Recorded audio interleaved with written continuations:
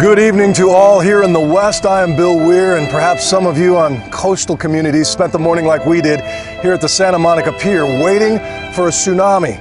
But the stress of that ordeal and the size of the waves that came were just a tiny reflection of what's still unfolding in Japan, where tonight nuclear officials there are warning of a possible nuclear reactor meltdown.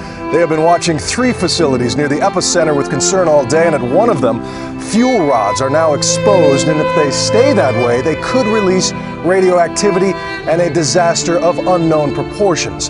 The effort to sort through the massive disaster areas in northern Japan is just beginning. And take a look at this, an aerial of what around 24 hours ago was a town of 71,000 people, now completely underwater. No structure still standing. And Japanese media has just reported that authorities there have found 200 to 300 bodies on a beach in Sendai, the city near the epicenter of today's massive 8.9 magnitude quake.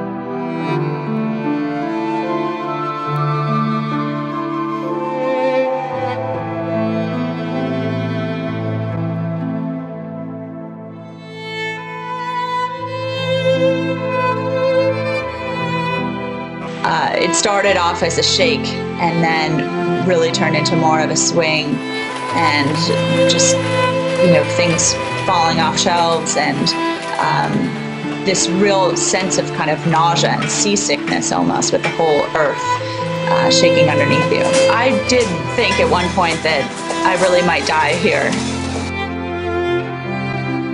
And airport workers covered their heads with security bins as the earthquake brought down a huge chunk of ceiling.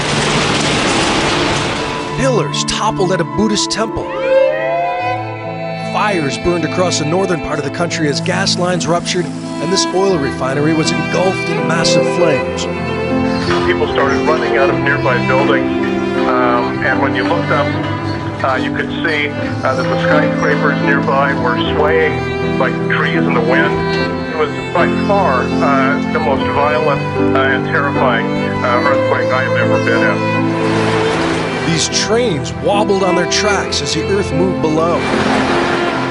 Highways buckled, roadways split in half.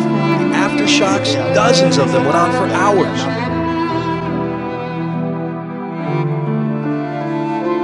We're going to try to find food. All the grocery stores are closed. We do not have any food or very little food. This was my dinner,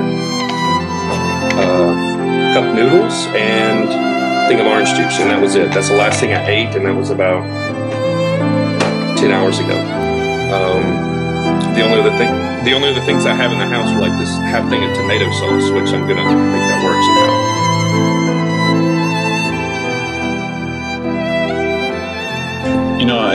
I thought this was it. I thought, everybody's been talking about the big one, and it was the big one, but this one was so strong that it scared the heck out of you, or worse. Meanwhile, on the coast, tsunami alarms blasted to the devastation yet to come. The 36-foot waves were relentless, mercilessly consuming everything in their path, pulling this house right off its foundation, and watch as it destroys an entire village while still burning fires ride the waves. You get a chilling sense of the enormity of it all, seeing this man on the back of his truck, watching helplessly as the destruction swirls around him. You're seeing live footage of a tsunami engulfing the port area of Kamai City in Iwate Prefecture. This is what's happening right as we speak. Hundreds of cars were swept along the current, boats tossed like bathtub toys. Devastated by the tsunami was the port city of Sendai, the closest city to the epicenter. Floodwaters consumed the city's airport. And with runways underwater, people sought refuge on the roof of the terminal. The quake triggered a state of emergency at 2 of the country's nuclear reactors. With their cooling systems crashed, a China syndrome meltdown and radiation leaks are feared. Thousands within a 6-mile radius were evacuated, and cooling agents were rushed in, part of a desperate effort to avoid the worst.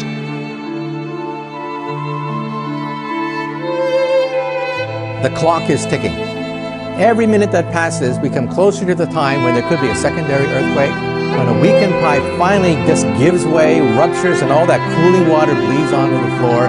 The clock is ticking. It means that we have to get those backup generators on site, working as soon as possible.